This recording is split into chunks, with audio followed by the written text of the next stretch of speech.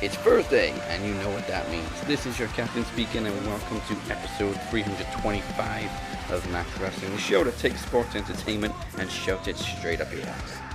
Coming up this week, reactions to Double or Nothing, including victory for Britt motherfucking Baker. But first, allow me to welcome my co-horseman. He is the podcast machine, Mike Rocker. I'm going to say this right now, and with everything that's going on in the world, we're starting to open up some stuff, lift some restrictions. I got to say, for the wrestling fans and the wrestling fans, people who love professional wrestling, I'm going to just keep, emphasizing that. What a fun night of professional wrestling was AEW's Double or Nothing. The crowd being back in there, it felt so good just to see that event. It didn't feel so good to go to Riyadh, but it felt so good to see those fans light up Daly's place on AEW for Double or Nothing. It was electric, and we'll get into that in just a minute. Obviously, you may have noticed Travis and Moses is not with us this week. That's because we're recording a little bit earlier, unfortunately, which, it's just shit luck because we're also revamping the show this week, as you can see by the new intro and new graphics. But we're also going to be flipping the script going forward. We won't be going through WWE and AEW show by show. We're reintroducing the Topictron, which will give us 10 minutes to discuss each hot topic. When it's time for a new topic, you will hear a klaxon. But if I think the conversation's going well, I'll give us another 5 minutes. However, we had a pay-per-view this past week, so we're going to go to the Topictron after we react to Double or Nothing, because now it's no longer we watch WWE so you don't have to. It's we don't watch WWE and neither should you. Here's the thing, and I'm going to add to that because I got something to say on a particular topic, which we'll get to in a second. Yes. But god dang, man, I watched Raw, and I will say this. It's the Raw retread, and I'm going to say, if you don't think Raw is going to do a retread, then you must think that Donald Trump is going to be reinstated as president in August. It ain't going to happen, okay? Raw is going to be a damn retread after retread after retread. They did the thing with Shayna Baszler and Alexa Bliss, which we knew was coming, and of course we're going to get Drew McIntyre and Bobby Lashley for the fourth goddamn time, but whatever. So, yeah. Raw goes in more circles than a one-armed rower. That's the thing, and they think that it's working. That's all I'll say about Raw. We're going to do the retread. We're going to keep doing it over and over again. They think that works. And I'm like, okay. Over and over again. I'm surprised you missed out on that pop culture reference, Mike. I was getting annoyed. I know. Well, Steve and I do that all the time. I can't keep picturing you with him, and it hurts so bad. Yeah. Nelly and Tim McGraw. Hold on. Every time I close my eyes, I go down. Oh, I can't go on not loving you. Tim McGraw nailed that son of a bitch. Tim McGraw is a legend. Yes. Okay, if you're watching on YouTube, now is the time to hit the subscribe button, like and share us on Facebook, and subscribe to our audio streams on all podcast platforms, and for the first time on KTN Click Talk Network. Also, let's kick it off by saying Happy Pride Month, as Max Wrestling supports any and all sexualities, and if you don't like it, they got 2 words for you. Mm-hmm. All right. Let me say what I have to say, because it bugged me, because I did see that Jamoke comment on it with Ring of Honor, and like you talked about, True Colors coming out. Oh, my God. All right.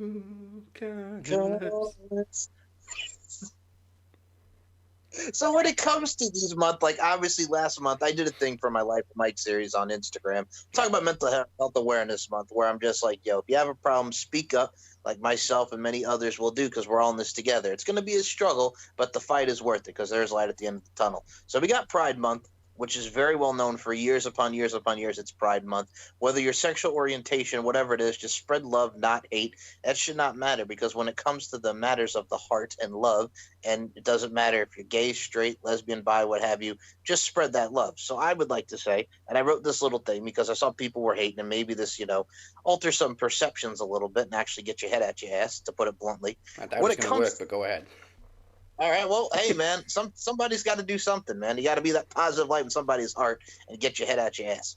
When it comes to love is the most purest and most wonderful of all emotions. When it comes to Pride Month, it should not matter orientations, gay, lesbian, or indifferent. They take pride and are proud to be in love with their significant others or partners, and through all derogatory name-calling and bashing, they stand tall in the most beautiful form, which is love. Let them do them. Let them live their lives. Love is the brightest spot and warmth being shed on life. Embrace and love one another and take pride in the foundation that is a relationship.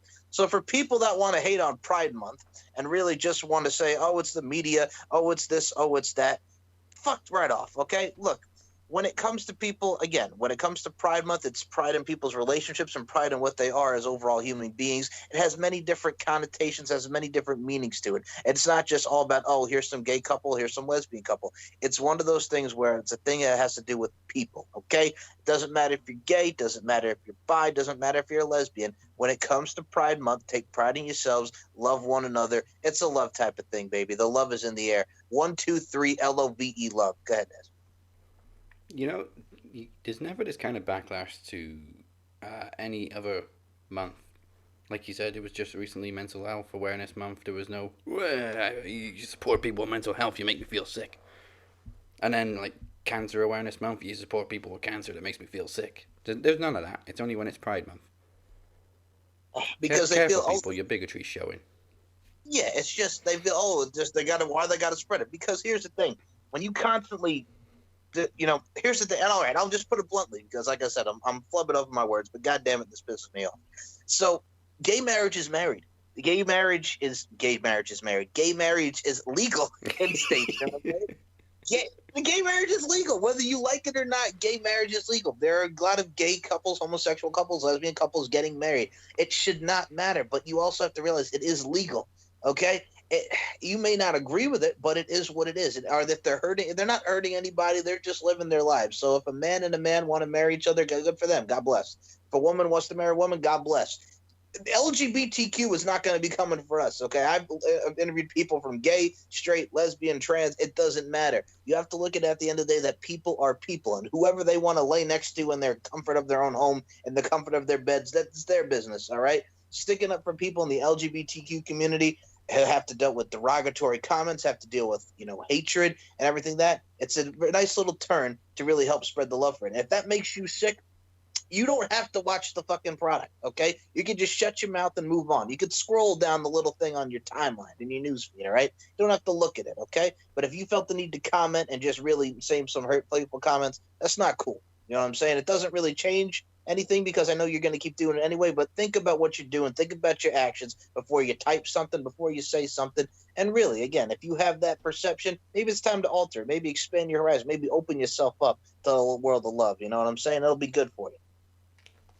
All right, now let's get into Double or Nothing. I mean, I think you probably were had a little mixed emotions about the full capacity thing, but I think they were doing temp checks on the door, and it looked so good to see a packed house again. Agreed, and I believe they were doing temp checks out the door, which I'm sure they're going to do when WWE goes back in July. Which, hey, did you guys know WWE's going to be back in July? Like, they didn't cram that down our effing throats. I love how the adverts for it are mute, because nobody's going to show up at this rate. There's going to be nobody to watch. Well, we'll get to the release. We'll get to the releases soon. So, it was great to see the fans there, and I got to say, seeing Serena Deeb and Riho started off, everybody was into him, man. And I knew once we saw that handshake, you knew Serena Deeb was going to be the heel in that match. And god dang it, man, they worked it. They really worked it. They really worked hard. And I got to say, those ladies, again, busted their butts. And it was a nice way to get the crowd hyped before we got into the the Double or Nothing show itself on the buy. That's what I'm trying to say. Yeah, Serena did a great job of this classic move where you both go into the match as baby faces, but then she flipped a switch somewhere in the match and turned into the heel. Even if it was just for that match. Yeah, and she's one of those ones, Dazzy, where I got to say, like, when she was in the Straight Edge Society or when she just wrestled, period, she's so underrated, and it's great just to see her do her thing there. I know in WWE before that she was a coach, and a damn good one at that, but god dang, man, you put her back in there in the NWA. She's NWA Women's Champion. You got her going against someone like Rio, who it's nice to see her back as well. And you just have the psychology of working over the leg, submission maneuvers, trading back and forth. Lots of false finishes, which I'll be honest with you, a lot of people do complain about AEW. That's one of the gripes is too many false finishes. But I'm like, come on now. It's the little things. And we'll get to some other stuff too, because there was another thing with AEW. But yeah, it was a nice way to start off the show. All right, I'll add the AEW thing now since we're just bouncing. My apologies. But everybody was saying that it was not a good look for Tony Khan to really go at Nick Khan. But then again, this is also WWE's response was to show Nia Jax, who it was her birthday week, to show her squashing Britt Baker from Britt Baker's tryout back in 2016 when the girl was going for the titles. So, I mean, they went back and forth. But I understood. The only thing I understood from the Tony Khan promo is it felt very much like when Eric Bischoff was bragging in like 95 and the start of the Monday Night Wars when he was talking, giving away the results of Raw and his very braggadocious attitude. So it kind of reminded me very Eric Bischoff-y. I was not really like, I'm like, do you really need to comment on it? I mean, he did what he did, but the way that it came off was very Eric Bischoff-y, if you will. There's a term for you, if that made sense. When he was bragging about WCW and WWF at the time.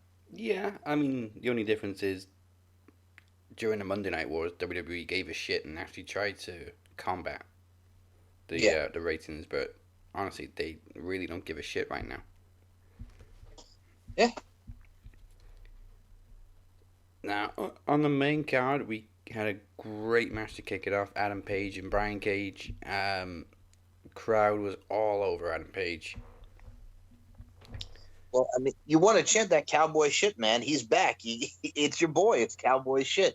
Like, again, this match was another one. There was an ugly spot in the match where friggin' Brian Cage, I think it was like a Samoan drop or whatever they were trying to do. He landed right on his fucking head. I'm like, Jesus, man. He friggin' knocked the wind out of himself. Yeah. And he's a big guy. That's the thing with him. He's always been Mr. GMSI, get my shit in. But I got to, dang, man. Sometimes you got to just like not get all your shit in. My goodness gracious, man. I mean, no wonder why he's so injury prone, man. Hurt his shoulders, had a lot of injuries, man. Slow it down a little bit, Brian. Well, we're seeing dissension in the ranks with Team Taz, which I'm glad of. Personally, I want to see Brian Cage on his own. I think we were aware at this point how I feel about Team Taz. Can't stand Ricky Starks. Taz is annoying the shit out of me lately. Brother. So I'm interested to see where that one goes and when or where they're eventually going to break up, or at least Brian Cage leave the group. Come on, man. You know why you don't like Ricky Starks. You don't like the shoes with no socks. It's no secret why I don't like Ricky Starks. First of all, he almost killed Darby Allin. Second of all, he dresses like a douche. That's the point, though, man. That's the point. Well, then you got Hutch in there as well. So, yes, I mean, when it comes to Brian Cage, I mean, it was cool to have Taz as the mouthpiece, but I think it's time. It's like, all right, let Brian go for the world title. Let Brian go against Miro for the TNT title. Like, let Brian just be the fucking machine. Yeah. Now we come to the third match of the night, and this was the... Actually, let me take a quick look at it. I think this is the only one, really, that I really had a problem with who won. I know a lot of people had an issue with another match that we'll discuss, but this one is the only one that really annoyed me because I didn't see any reason for the Young Bucks to retain. Well, they did Randy Savage, Ultimate Warrior. They did the Shield. They did every cocky thing to do just to make fun of like tag team wrestling, and they did the fucking Mega Powers. So they did what they did and needed to do what they do. Some people I saw were complaining about that, but I'm like, all right. I'll be honest with you. I thought it was a little much, but I'm like, I get it. They're heels. It's the Young Bucks. You know, they're the greatest tag team. Pretty much showcase we're better than all these teams and yada yada. So I understood what they were coming from the story. They all worked hard. Moxley bled. A lot of false finishes. Again, it's one of those things where it was electric. You could tell Moxley was having fun. You could tell Kingston and Young Bucks were having fun as well. It was a great brawl, and then you saw what we had in the ring, and then it ended with all those knees and the kicks. Moxley and his defiance went down for the 1, 2, 3. But one of the things I wanted to notice, you had Kaz come out. They broke up SCU, and Kaz helped, get that son of a bitch Brandon Cutler to the back. Yeah. Interesting. But, how do you not put Kingston and Moxley over when together they've just clicked? Obviously because they're best friends, but they're so over together. And I mean, Mox with his new entrance music, over as fuck, everybody's singing Wild Things.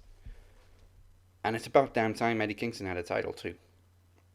Unless they have them winning in Chi-Town was it All In or All In or All Out? All Out, yeah. All In was the prelude to AEW, and then ever since then it's been All Out.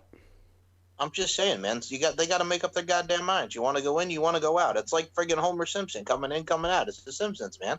Yeah, you want to shake it all about? Do the fucking hokey pokey. Now, while we're on the topic of Eddie Kingston, do I need to read out that statement on Cesaro in his accent? Please do. I knew you would go there as soon as you said that. I mean, I was hoping Travis would be here so I could do it, but I'm sure he'll listen back. So, Travis, this is just for you. All right. You want the truth?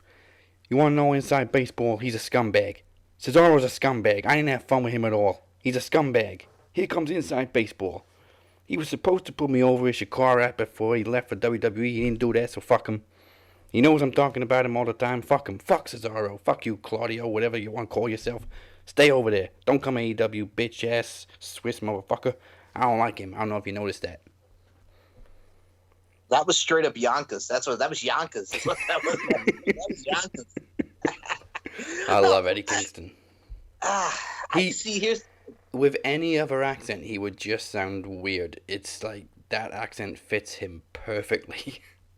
Well, I mean, again, that's Yonkers, man. That's Yonkers. But no, with him, like, I have never heard anybody like badmouth Cesaro, so I was kind of shocked about that. I'm hoping it's kind of tongue in cheek. Like, he doesn't really feel that way, but it's kind of like he didn't put me over, but fuck him. The one thing I remember about Cesaro that got talked about, I forgot what show it was on, and Kevin Owens was talking about this in the shoot interview before he came to WWE. Low-key did not want to put Cesaro over. Oh, Low-key. Fuck Low-key. He can fuck off. Like, it's fucking badass Brandon, who's fucking 5'5" and thinks he's like has a fucking Napoleon complex. And yeah. I'm like, son, you're 170 pounds. Shut the fuck up. Fucking Low-key. Fucking low IQ. All right. I am proud that I was the only one who predicted Jungle Boy to win the Casino Battle Royale. Well, if there's anyone who deserved it and who has been working his butt off and getting that reaction with that damn song that I love so much, Jungle Boy, fucking him. I said I was close with Christian though. I was close, but yeah, I got to say Christian putting the young talent over, man. Now we're gonna get Kenny and Jungle Boy. I don't even know why I picked Jungle Boy. I just looked at the lineup and just thought, okay, Christian Cage is too obvious, so it's got to be some. Christian Cage is like the most obvious one in there. So if it's not him, it has to be somebody completely unexpected. So who's been getting a rub lately? Who's over as fuck? Jungle Boy. Anyone? And also a nice surprise to see Leo Rush, who is apparently on a handshake agreement with AEW, so he can still work wherever he wants, and he may show up occasionally. You're going to make me say it, aren't you? Go, yeah. That was a very underwhelming surprise. Nobody expected Leo Rush, but I mean, maybe that's what was good about it. It was completely unexpected for it to be Leo Rush. It could have been somebody bigger, but at the same time, at least you know who it was. True, but again, it's Leo Rush. And again, this is not to downgrade Leo Rush, because I like Leo Rush. I think he's very talented. But if you're watching that, you're looking at him like, oh, that's the cruiserweight guy from WWE. That's the guy that would chant Lashley. So I'm just saying. I mean, it was good to see him, and it was a quick 2 minutes, and I like Leo Rush, but I'm just saying it's kind of like meh. You know what I'm saying? From another outlook, from another perspective. Yeah. Eliminated, of course, by Matt Hardy. Fucking Matt Hardy. Can I just say, the only thing that I liked about him in the match is because everybody popped for it, and I did too, the stare down between him and Christian. Yeah, that was a nice throwback. So I'm looking at the eliminations. You know who eliminated the most people in the match? Who? Christian Cage, followed by Matt Hardy. What the fuck did that tell you, man? I got Max Caster's rap, by the way. Oof. Yeah. Edge with Christian and friggin' Goldust and Dustin Rhodes and oh god, just good lord. He hasn't dropped any edgy lines lately, like super edgy. So somebody must have had a talk with him about that. Yeah. Look, you can't mention people getting shot. I understand you want to try to be controversial and be like when John Cena was gay bashing in 2003. But son, this is 2021. We don't do that shit anymore. Yeah, neither does Cena. Exactly. Well. Okay. First and foremost, John Cena. I will even Chain Gang is the. I will say the Chain Gang because 2005 and 06 when he was going to the Divas locker room asking, "What do you think about Kurt Angle?" And here comes the goddamn boogeyman out of nowhere. It's one of those things where when it really stopped for him once we got into probably 2008 when he started doing stopped doing the Chain Gang stuff. Like from 05 to 07. Yeah, cool. But then once we got to like PG era and he's talking about son of a bologna mustard sandwich, yeah, you can fuck right off. I think the turning point for John Cena was when he made Sabu tap out. Sabu. Oh, in 06 at Vengeance? Yeah. Yeah. Sabu doesn't tap out. He doesn't. Sabu does not. Well, you knew once they brought the ECW back as the brand, you knew that they were going to make Sabu look like shit. And they did. Yeah. Like he was just getting beat by the Big Show after another, losing to John Cena, getting taken out of the fucking match or the Elimination Chamber at December to Dismember, being replaced by Hardcore effing Holly. Mm-hmm. Oh, what a shit show that pay-per-view was. Lord. Well, they were even chanting bullshit because they knew it's like, oh God, you're putting effing Sparky Plug in the damn main event. Good Lord. Now, next match. Cody Rhodes, Anthony, go. Power Rangers. I'm good. Nice. I'm gonna say it right now. Like I was going on about Leo Rush. Like I said, it wasn't a bad surprise, but I'm just kind of like mad with it. But I like Leo Rush. Now this, I will say, I did not like. They did not click at all. I was not a fan of this match. No, yeah. There was no chemistry in the match. I mean, let's be honest though. I mean, Anthony Gogo's a boxer. Yes. You know, this was never going to be a great match. They built it up very well, but it was never going to live up to the hype. You want me to say it, Des? I'll say it really quickly. Yeah, you go first. I'm going to say it, man. I'm going to say it. I'm going to say it right here, right now, Jesus Jones. It's like when Muhammad Ali took on Inoki, right? Antonio Inoki. Yeah. Great build because it's a boxer wrestler, and it's great from an attraction standpoint, box office, right? But it sucked. You know what I mean? It sucked. It was great on paper, but you actually execute it. It sucked because Muhammad Ali is a boxer, and Inoki is a legendary professional wrestler. Mm-hmm. Didn't work. Did not work. There will never be a better wrestler versus boxer match than Rocky versus Thunder Lips. All right? The Lips is here. That's the name of the game. Baby, yep. No, but, I mean, this has been debated all week. I've got into some fights over it. I really don't know what people's problem is with Cody Rhodes. Oh, yeah, that Yes, part. he's an executive, but he's also, 35? He's in the prime of his career, and you can't tell me that he's not a great wrestler and a great performer and a great personality, a great promo. If Travis was here, he'd be singing his praises too, because Travis loves Cody. But yeah, he's in the prime of his career, and if he wasn't an executive, nobody would be saying shit. It's just the fact that he's a higher up and he's getting all these big matches. Well, what do you want? You want him to be buried on Dark? So Cody is 35. It's a stance too. Again, like people kind of rope him into and kind of put him into the group of, Cody's always on top and, he's always wrestling and he's always out there. It's like, Kenny Omega's the champ. The Young Bucks are the tag champs. They're putting it all the high. Okay. When Triple H was the world champ from 02 to like 04, 05, all right. I understand. I get it. And Triple H was always on top. You know what I'm saying? People complain that he always got the title. Jeff Jarrett did that same shit from 2004 to 2003 to 2006 for Impact. He was their version of Triple H. Okay. So look, when it comes to Cody Rhodes, he kills it each and every time. I'll be honest with you. I was thinking of Go because I think they were going to go Power Rangers, like you said so eloquently, to another match. Yeah.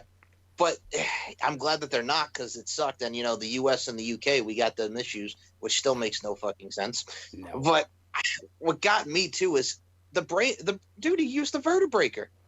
Yeah. Vertebreaker. I was not expecting that. Vertebreaker for the win. And another thing, like, yes, Cody isn't really always on top. He was TNT champion for a while, then he put Darby Allin over for it. He put over Brody Lee. He had to be the first TNT champion because you needed somebody recognizable and somebody pretty well known to launch that championship. And now look at it. It's done wonders for Darby Allin. It's put a new spin on Miro's AEW run, which was really in the trenches. And when people say Cody should be putting people over all the time, he has put people over. His pay-per-view record was 4-4. He, like you said, he just put Darby Allin over. He put MJF over. He made sure he can never win his own world championship. But how's he gonna put people over if he's not an established star himself? Like if Cody Rhodes puts everybody over, then what's the point? It's not gonna feel as special. I laughed at that, by the way, because my boy Nick Wiss, who's in the Max group, who it's funny, we both went to school together. He graduated a couple years before me. Him and I went to a lot of MIWC shows together.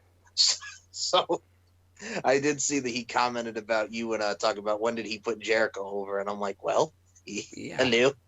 Jericho's first title defense. Yep. Okay. Or maybe he forgot about that. So yeah, now you know. And that's why Cody can never be AEW World Champion. Exactly. So yeah, I mean, because Cody is getting these big matches and maintaining this aura of a big star, when he does put somebody over like MJF or Darby Allin, it's special. And look at them now; they're both flourishing. Mm-hmm. You kind of need that franchise player to make new stars, and that's exactly what Cody's doing.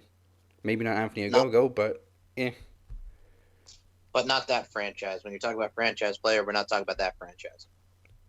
We're not talking about Shane Douglas.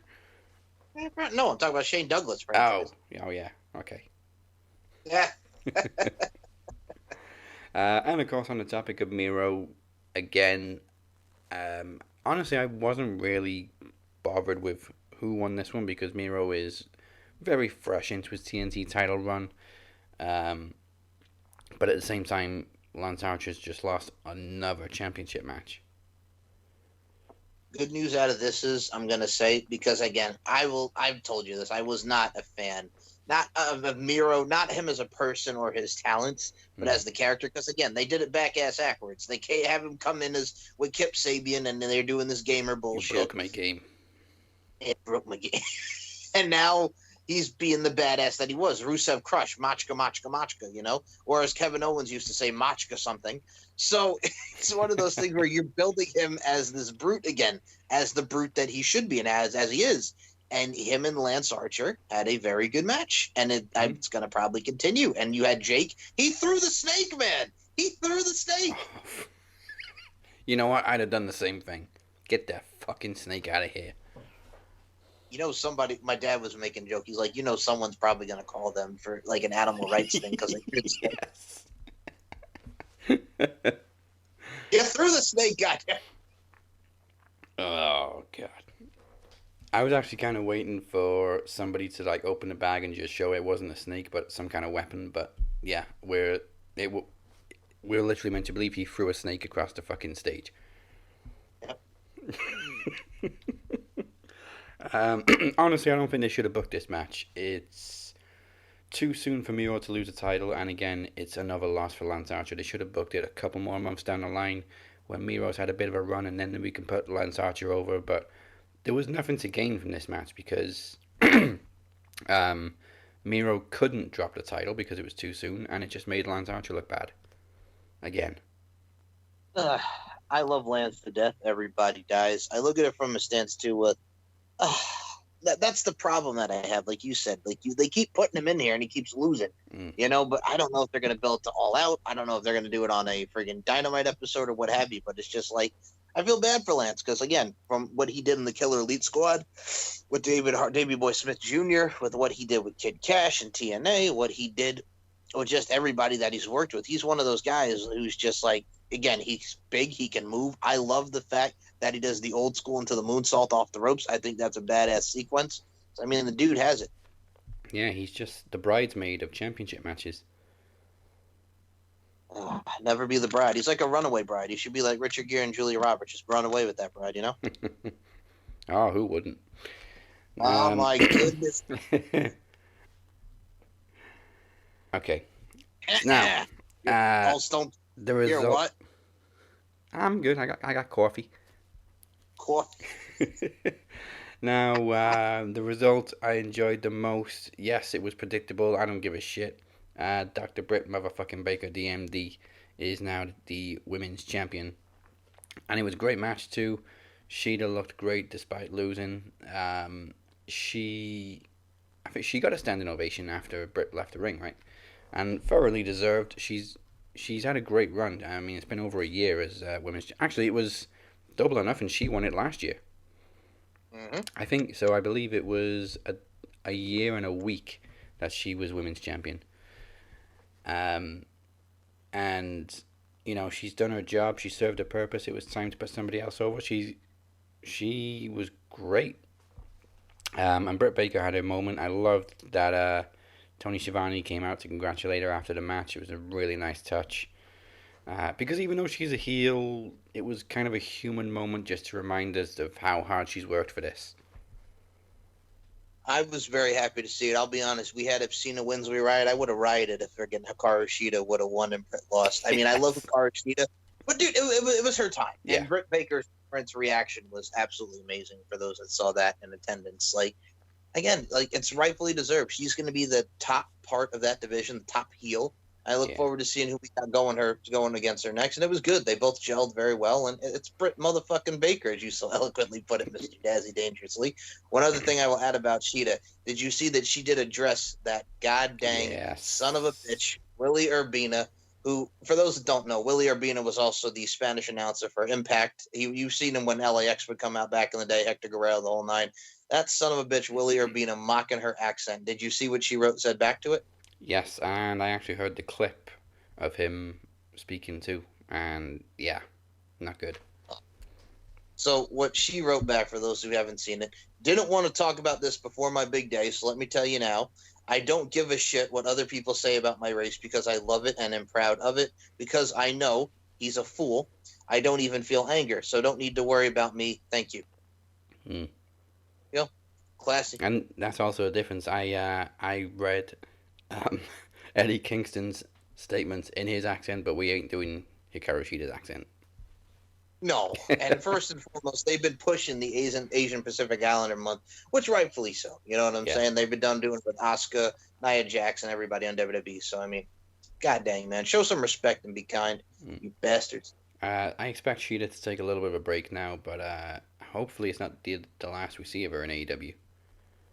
I mean, Rio disappeared for a long time before she came back. Personally, I would say Sheeta deserves the break, man. God dang, man. She's been on a roll. Yeah. Absolutely. Now, who do you think for Britt's next challenger? I'm trying to think here, man. I apologize for interrupting. I don't want to jump straight into another feud with Thunder Rosa. I say keep that on the back burner for now. How about Statlander? Statlander would be a good challenger. I wouldn't expect her to win, no.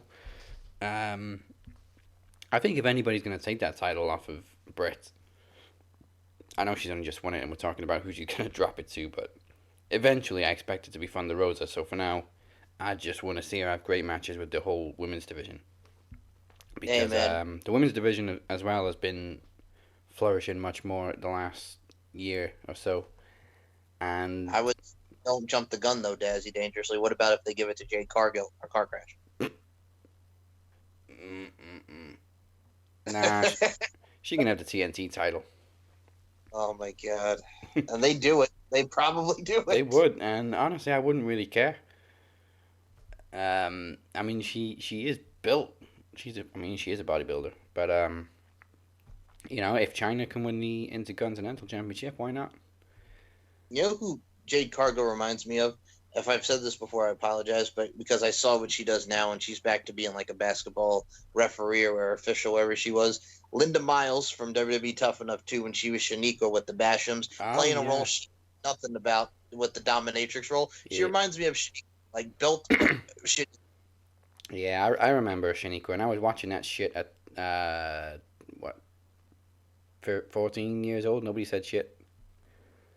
Yes, You that's can't two. be watching this. Why? What? It Well, just went completely over my head.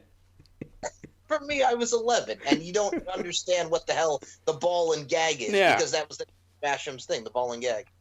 Like I'm like, okay, I don't know. This isn't some sadomasochistic activity. I don't know what the fuck this shit is. But yeah, Britt Baker thoroughly deserves a women's title. Yes, it was predictable, but this is the difference between good storytelling, long-term booking, and just quick, cheap booking. That doesn't make sense. Like Nikki Cross beating Charlotte and Rhea 2 minutes in a friggin' challenge. Really? You didn't see? Oh yeah, you didn't see. Yeah, I Raw. didn't watch Raw. So Nikki Cross last week beat Rhea Ripley because Rhea Ripley got distracted by beating her up so much she didn't see the clock. So she won the 2 minute challenge. They did it again with Charlotte this week, and Rhea pretty much distracted Charlotte, and Nikki survived because Nikki wants a title shot for the winner of Rhea against Charlotte after whoever wins that match. So they're Okay. putting Nikki Cross in here, which is good to have her see her get pushed. But yeah, they've been putting Nikki Cross in the mix. Okay. Yeah.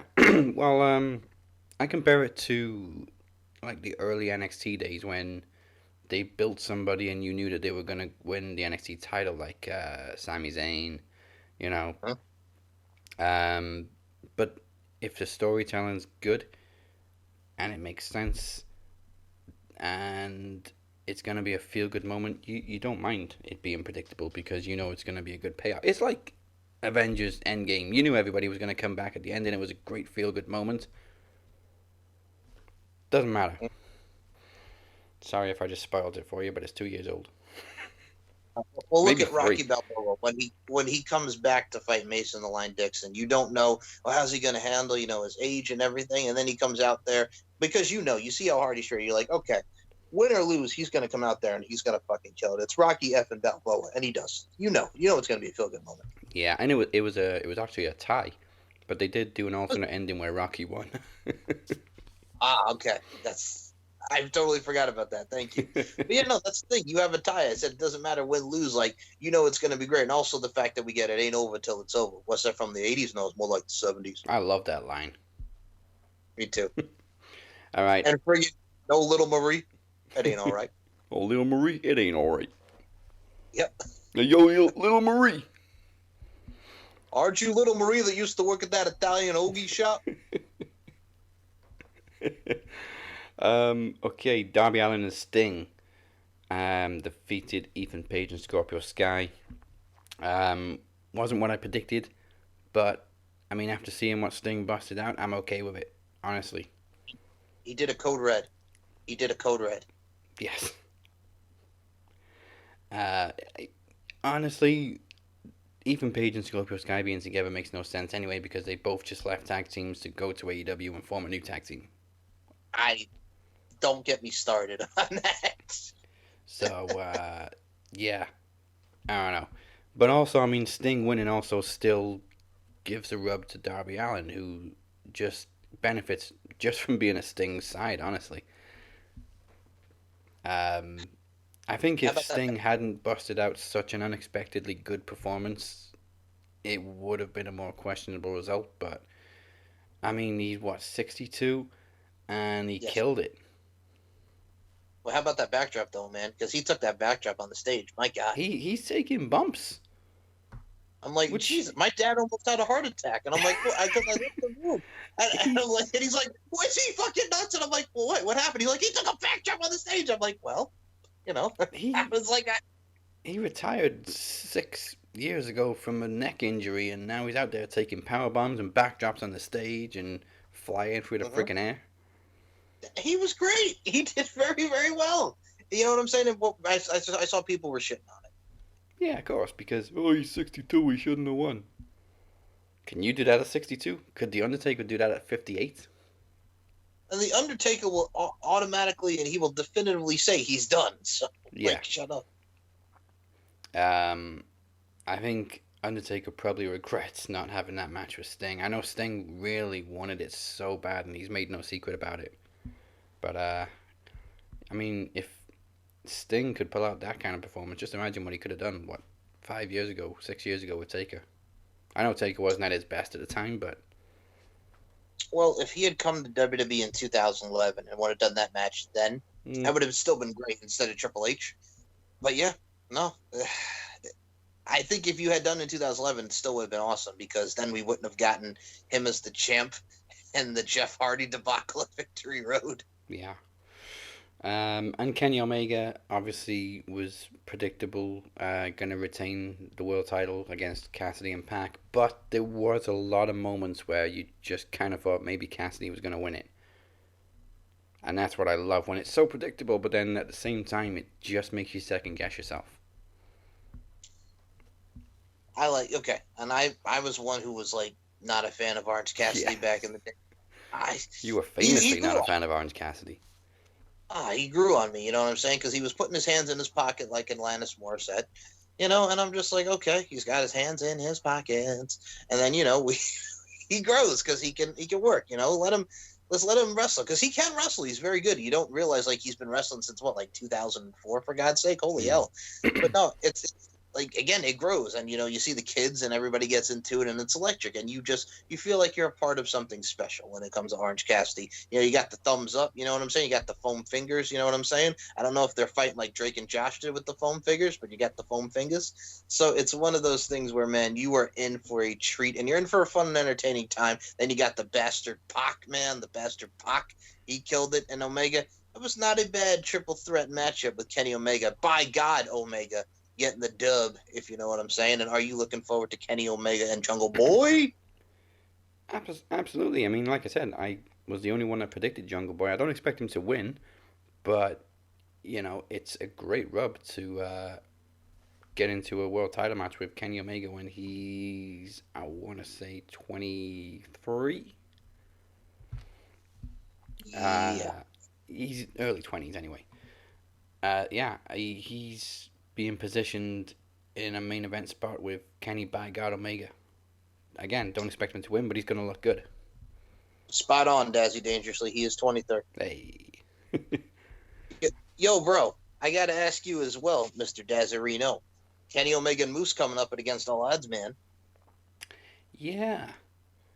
Again, it's been building for a long time. It's been the predictable outcome of this Impact storyline. There was a couple of times a few months ago where we expected it to happen sooner, but it's happening now. It's going to be good. And I expect Moose to finally win the real world title. As far as Orange Cassidy goes, that's what makes his gimmick so good, and that's why it works, because you look at him and he's got his hands in his pockets and he's doing his really soft kicks and he, really not showing any energy whatsoever, but then he just busts out all these crazy moves and you actually realize, holy shit, he's an amazing wrestler. And he can do all that with his hands still in his pockets. Hands in his pockets. How he hasn't broken his wrists yet, I don't know. The thing about him too is, again, you just think, oh, okay, he's very apathetic, he's lethargic, he just doesn't give a damn. You know what I'm saying? It also kind of, I'm going to say it equates to today's generation. You know what I'm saying? They don't give a fizz. You lazy the fucks. goddamn these lazy motherfuckers. You lazy fucks, you. So, and then he just, he fucking turns it on. He's like, you know what? Fuck this shit. It's time for me to go into from 0 to 100 like that, y'all. And he fucking kills it. Mm-hmm. All right, we're getting close to the 45-minute mark. So, main event was just off the fucking chain. Stadium Stampede 2. I think it got off to a little bit of a shaky start when the Inner Circle were rappelling down the stand, and it was kind of sluggish, but we'll let that slide. Oh my god. The rappelling could have gone a little bit better, but it was still a cool idea. That was my thing. And again, I stepped away for a brief second. And I come back and my dad's like, are they fucking nuts? What the hell are they doing? I'm like, what? I'm like, oh, they're coming down like you said, very sluggish. And okay, they didn't really even come down together. What was coming over here? What was coming over there? And it's like, all right, Inner Circle, here we are. Yeah, they'd never make a SWAT team, but no. It was a cool idea. But yeah, the match went from 0 to batshit crazy very quickly. Everybody was fighting all over the building. There was a lot of time spent focused on Jericho and MJF at one point. I think the camera was just on them for like maybe 5 minutes or so. And it got to the point where I'm like, did they forget about everybody else in this match? What are they doing? He picked up the phone, and it reminded me of Halftime Heat. Oh, yeah. I mean, this was basically the Inner Circle beating the shit out of the Pinnacle. That's what this match was. And they fought in the freezer. Yeah. Friggin' Hager and Warlord fought in the freezer. Yeah. Also, the golf cart spot, obviously. Yeah. Fucking Sean Spears. He took it like a champ. Yes, he did. But it was nice to see Sammy Guevara on the other side of the golf cart this time. Yes. What about the surprise of Conan, brother? LAX reunion. Oh. They're fighting in the disco, and you look over. Wait, is that Conan on the decks? What the fuck? I was just waiting for him to say "Orale, toss the salad, essay, arriba, arriba." Tito Santana, Plata Viva La Raza. Good. He just looks so funny in the corner with his little grin, just like the old uncle trying to play the cool music. Okay, and you also know why he was there too. Besides the fact of the LAX reunion, he is one of Chris Jericho's closest friends. Yeah. Yeah.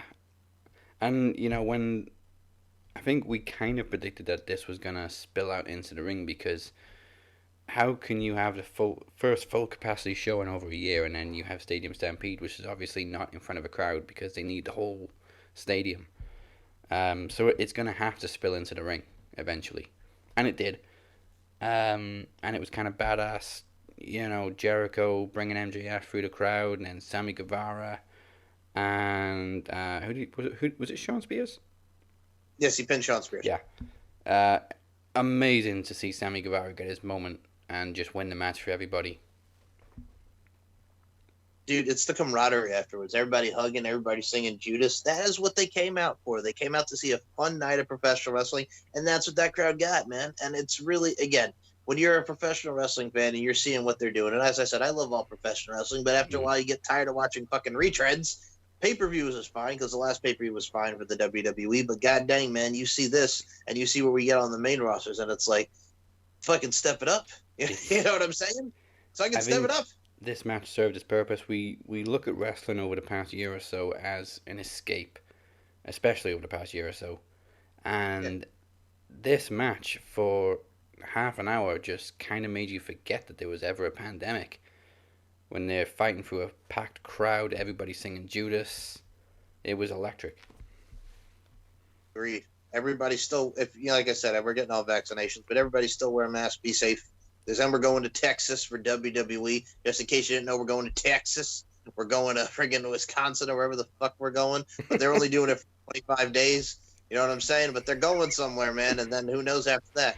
Hi. I'm going back to Cali. Cali, what? Hi. I'm in Delaware.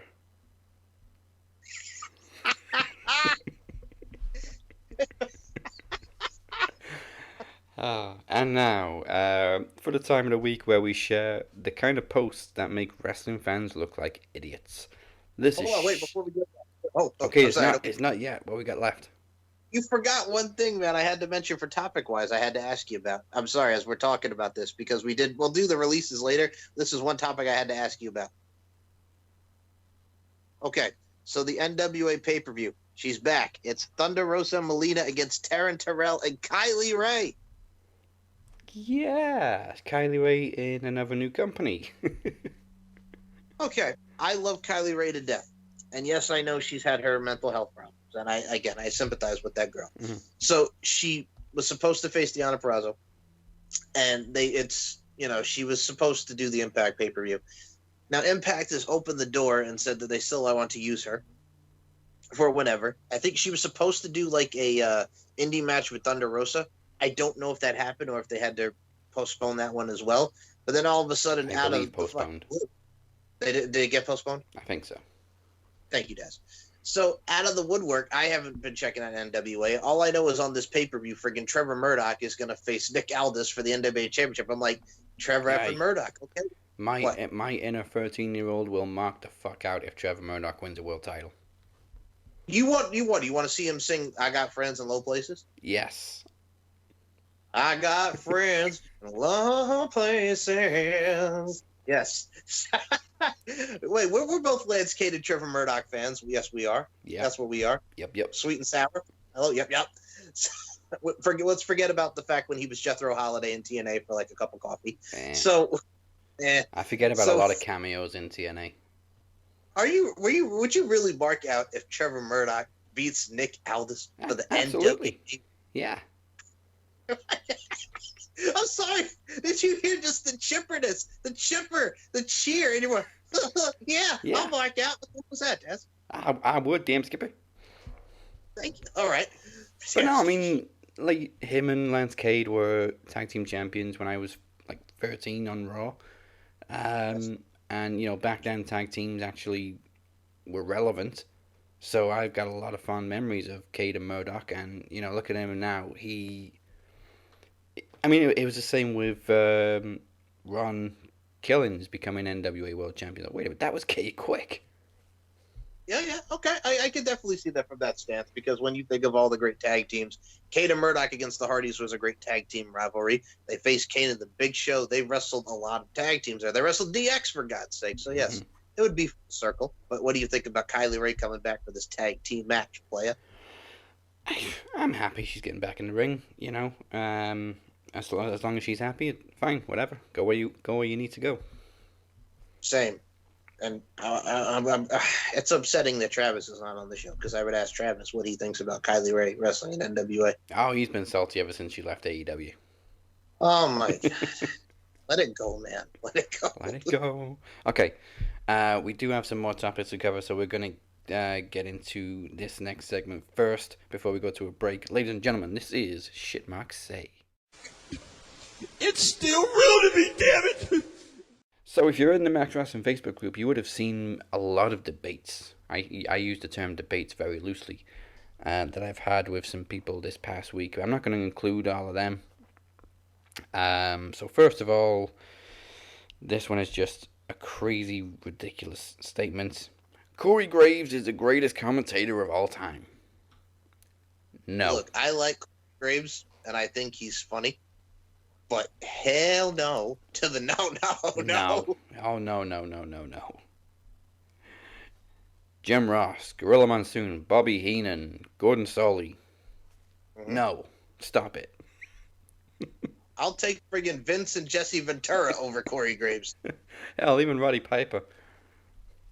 I'll take Savage. Look at the size of that hammock. Yep, exactly. Survivor Series 90.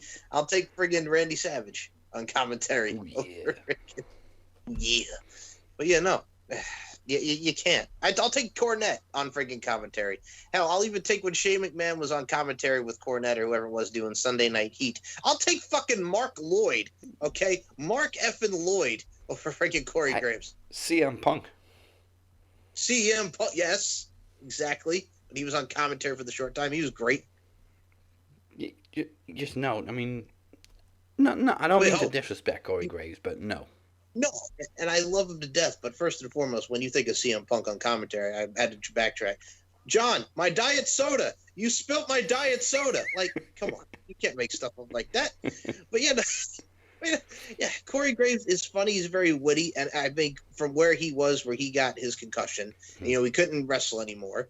And, they put him in commentary, and he was good because he's very knowledgeable, but I wouldn't say he's the greatest. Yeah, I mean, considering he never went on a path to become a commentator, it just happened because he couldn't wrestle anymore. So, yeah. He's good, but he's not the greatest of all time. Now, next one. Oh, boy. Now, every time I say the word scripted in this next post, it's all in capitals. Everything else is in lower caps, but the word scripted is in capitals every time I say it, okay? So, boring AEW is scripted as well. Even AEW is in lower caps in this one. All wrestling is scripted. If it wasn't scripted, they would get seriously hurt before anyone won the match. What does everyone not understand about that? That's a fact. All wrestling is scripted, even boring AEW, again in lower caps. So, I think he's trying to say wrestling is scripted. You don't say. I mean, come on. Like, that's just rhetorical, that's dumb, and that's just stupid. That's what it is. You know what I'm saying? Like, all right. I don't even know where he was going with that. Like, he just stated the obvious. This was in a pro wrestling and MMA world post. We don't say names when it comes to shit Mark say, but I will say that was the post, the group that this was posted in.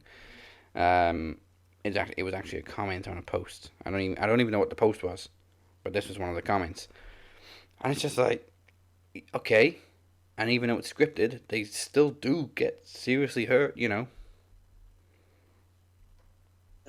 I got to say, what I love about these segments is the fact that you picked these out, because I'll be honest with you, when it comes to a lot of wrestling groups besides ours and maybe RWT, I kind of like skim through everybody else because I just can't take it. I can take a lot of wrestling groups. Yeah, I mean, a lot of these I will share in the Max Wrestling group too. Oh yeah, but I'm just saying, like, also, like, I know you'll share, but I mean, I don't go into these groups as well. It's been a while. I mean, the only ones I really go into are ours and RWT. And of course, a new Click Talk group. Cheap plug. Yes. Thank you, cheap plug. Click Talk Network. The click Talk Network Click, doesn't blah. have the same thing. Yes. Again, I can't roll my R's. Yeah, I can't either, so don't ask me. That's Moses' job. I mean, I'm Welsh. I'm supposed to be able to, but I never learned how to. Yeah, don't even. I mean, my mom could actually roll her R's. If she was up right now, she'd be rolling her R's like crazy, man. I'll be honest with you. My God, that woman can she's got one on me, man. She can roll her R's. I can't do it. Like, she could probably do like what Escobar, like what Moses does with Santos Escobar. I cannot roll my R's with the damn. So yeah, she has a. All right, and that is 2 posts from Shit Mark Say. You don't have any, I assume? No, okay. Just because I don't need a headache. That already gave me a headache. Okay, before we go to a break and into the topic, Tron, you are listening to Max Wrestling, and if you prefer your podcast in audio form only, we are on SoundCloud, Stitcher, Apple Podcasts, Google Podcasts, Spotify, iHeartRadio, TuneIn Radio, and Castbox. Too early. Casp is on. Yes, it is too early. With special episodes, of course, on Anchor.fm. And the next special episode is Trivia Takeover 6 Mortal Conflict, 3 weeks away on June 22nd and 24th. It's the 5th anniversary of the Knowledge Championship, which will be determined in the now annual Champions Chase match, as the team of Chad Malcolm, Ella J, Moses Marquez, and Travis the Walker Anderson will look to dethrone the Knowledge Champion Mike Larkin, who well over 1,000 combined days now in your 3rd reign. I am happy with that, man. Yeah. I cannot wait. I think it's just over 55 in this reign. Also, the Demoness is back in action, as she will take the fight to not 1, not 2, but 3 mortal souls in Louis Sutcliffe, Ryan Sutcliffe, and Ryan Taylor of Ryan Squared in the first ever 3-on-1 handicap promo exhibition. And also, we'll give a cheap plug. Look out for the season finale of Ryan Squared. I think, is it next week or the week after? With a special appearance from the Max 4 Horsemen. Yeah, man. And 2 more championship matches, as Mona Leon, the Queen of RWT, will challenge the Phoenix for the Max Wrestling World Championship in a promo bout. And in the 3rd part of the trilogy, the Phoenix, who today has become the 4th longest reigning promo champion, defends the promo championship against Moses Marquez. Will the Phoenix continue to rise, or will Moses ruin the birdfucker's birthday? That's just stuck in my head now from when he called him a birdfucker. You? Well, this is Moses, birdfucker. Fuck. This is Moses Marquez. Our boy. It's our boy, Big Mo. He's Mo. I love Mo. But god dang it, that fucker. I'm saying, he does that. You gotta understand. I don't think he even realizes sometimes, man. It's friggin', like I said, he's got the soundboard. It's the Mo-isms, as he knows that I love to call it. It's the Mo-isms. This poor fucker. Like, and he says it with such emphasis. This poor fucker got dropped on his head. Like, all right. I love him to death. Love you, Mo. Fucker. I can do it in my head because, yes, it is over 1,000 days with the 55. As soon as you said that, I'm like, holy shit, yeah, it is. Yeah. I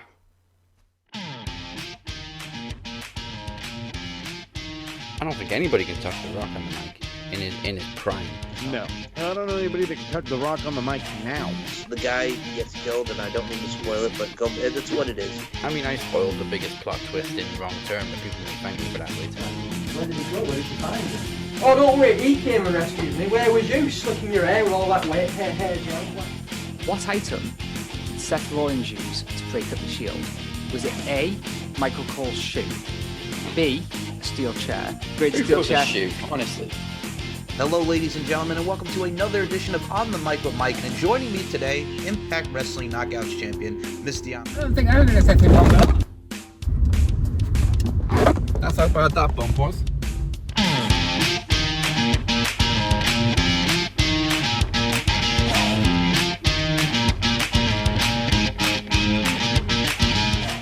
Welcome back. The week after Trivia Takeover, the 2021 King of the Mic tournament begins, and if you didn't know already, the first match in the brackets will be a King of the Mic rematch between Cypher and Travis the Walker Anderson. We're going to be revealing the first round matches over the next couple of weeks, so match 2 will be revealed next week. The other entrants in the tournament are Chad Malcolm, current Mr. Iron Bank Chris Durham, Chris Maldonado, the Demon S, Ryan Sutcliffe, and either Moses or the Phoenix, whichever one doesn't walk out of Takeover as promo champion. All right, a lot of first timers in this, and a lot of newcomers. First timers, newcomers, same thing. So a lot of first time newcomers and a lot of veterans in this. And what a way to start, like we saw last year with Travis and Corey. If what we saw last year was any indication of what we're going to see this year. Oh yeah, they kind of inspired the foundations for the cinematic showdown by going face to face, literally face to face. So I bet, man. Like I said, well, that shows the creativity of both men, and same with you and Phoenix. You know what I'm saying? So it's going to be a good start to King of the Mic 2002. Gonna be a good tournament. Also, the Demon S is in there for the first time, so good luck, everybody. I said 2022, 2021. I don't even know what the fuck year it is. Anyway, so yes, and Nikola's going to be in there too, like you said. So it's just like when you got someone of Nikola's character and someone of her stature, if you will, Dazzy Dangerously, longest reigning promo champ. Mm-hmm. You know what I'm saying? She's been the predictions champ. You know what I'm saying? She's looking to add the King of the Mic / Queen of the Mic then, because she's a queen, a demonic queen, if you will, tournament to her accolades. Yeah. All right, now we're going to go into the topic charm. We've got 10 minutes to discuss each topic, so we should be able to get through about 3 or 4. At the end of each 10 minutes, you will hear this klaxon. That wasn't very loud, but that's what it sounds like. And that will mean we go on to a new topic. Unless it's going very well, I'll give us an extra 5 minutes. Okay. Let's try that again, see if we can get it a bit louder. There we go. I like that. Okay. All right, we got 10 minutes to discuss the first topic, which of course is WWE releases. We had another Black Wednesday yesterday, and what was it? 5, 6 people.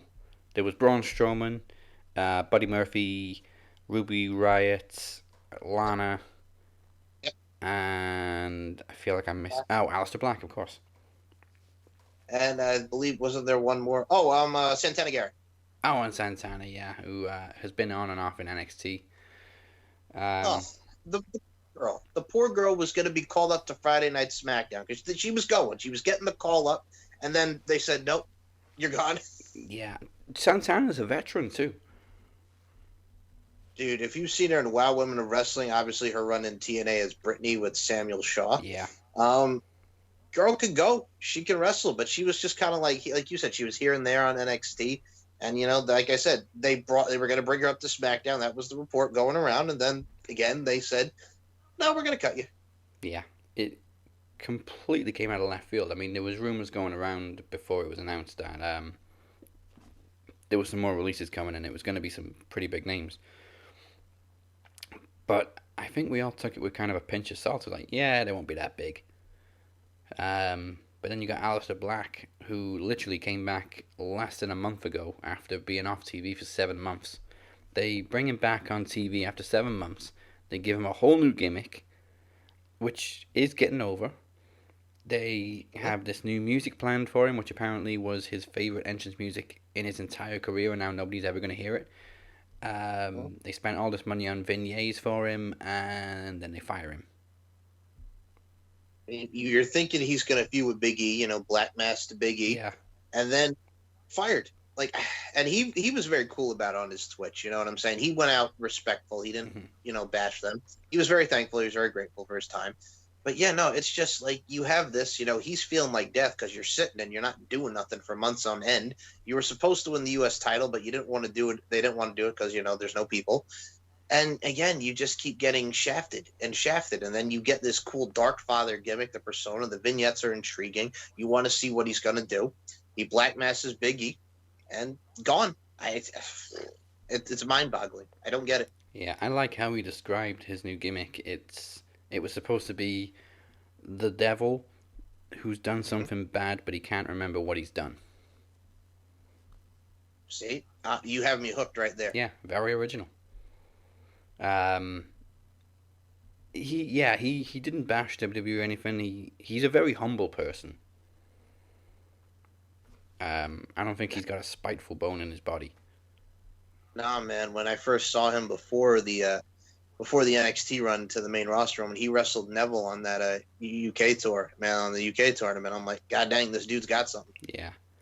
Now, when it comes to Braun Strowman, it's no secret I haven't been a massive fan of his for the past year or so, and my God, they did some stupid shit with him, like putting the train track, whatever, the train sound effect on his run around the ring, the choo-choo train. God. I wouldn't say I hate Braun Strowman, but he did say some stupid shit last year that has now come back to bite him in the ass. Oh my goodness. You want to disrespect the indies and now you're on the indies, you son of a bitch. I think somebody tweeted, you need me to start a GoFundMe or you got this? Oh, karma is a bitch. It is. And I'm not making... I don't want to be harsh on the guy. I mean, it's not like when Drake got fired and we're like, yeah, you fucking deserve it, you piece of shit. I wouldn't say Braun Strowman deserved to get fired. I'm actually very shocked that he was one of the names they dropped, considering he was literally in a world title match last month. Well, he's been doing a lot of L's, man, so I don't know if they just were like, whatever with him, but hey, like I said, he was there since 2015. He was a rosebud in NXT. Then they bring him up quickly as a part of the Wyatt family. So he got a nice little push and a run, and he's had a lot of accolades during his tenure since 2015. So, yeah. I mean, he made the most of the time. There was also a period of time where he was the most over person on the roster when he was feuding with Roman. He's definitely the most surprising name. Aleister Black, I mean, we were kind of praying would be freed from... sitting in catering every week a few months ago, and I think many of us were actually excited that he's finally got this new gimmick and he's back on TV and said, okay, they're finally going to do something with him, and then all of a sudden he's gone. Ruby Riott is also a surprising one because she was back with Liv and Riot Squad, I think, it may have been LJ actually, or somebody pointed out that they were the last organic women's tag team on the roster. Everybody else has been thrown together. Yeah, that's the thing too with her, because when you have the team, and if you saw on SmackDown, they lose to Natalya and Tamina and they're getting frustrated. So you're thinking, okay, they're going to turn the Riot Squad heel and they're going to be the antagonist and Natalya and Tamina's protagonist, the heels to the baby faces. But obviously Natalya and Tamina, where they're going now, they're going to be feuding with the Gucci girls because Mandy Rose and Dana Brooke won over Naomi and Lana. Yay. So they're going to do that now, but it's just like you could have done something with the Riot Squad turning heel. They're frustrated, they're fed up, but no, they get rid of Ruby Riott. Heidi Lovelace, who's an tremendous talent, seen her do some work on Shine and on the independent scene. Now, she'll be fine. I look at her and I look at girls like Santana Garrett. You could put them on the Knockouts division and on Impact, they'd fucking kill it. So yeah, I think she's going to, but god dang, man. I absolutely see Ruby Riott in Impact. Well, isn't she dating what's his face, Jake something? I believe she's with Jake something. So there you go. Okay, that makes sense. Mm-hmm. And then you got Lana, who we've criticized, obviously, as a lot of people have, but she really has worked her ass off to improve. And I think I've said, she has improved in the ring. She's not terrible. Like, we've seen a lot worse. You can see she's put the work in. She was pretty surprising. considering how much they've pushed her lately as well. I will say this: I know where she's going. Oh Just yeah, put her in AEW with Miro. yeah. Do what she did. Don't even have her wrestle. Just have her be the mouthpiece. No. No, hey, Mo. Voice Good you hear morning, in the Mo. Snuck in here. distance. Top of the morning. No, don't you dare send Lana over to goddamn AEW. What's wrong with you? You I don't know want she's that. going to AEW. I don't want though. her anywhere near AEW. Right, where do you want her? I mean, yes, she did improve as a worker, but as put so beautifully by a guy who somehow hates yet kind of likes the product, and Jim Cornette. AEW has a there's a standard set, and she ain't meeting that standard on her best day. What if she just came in as Miro's manager again? No, Okay. because then you just made a monster to kill him. Because everybody's immediately gonna go to Rusev Day, and we're gonna because crowds are back, bud. You can't stop this. Now there's no we can just do what we want. No, there isn't. We'll tell you it's stupid to your face.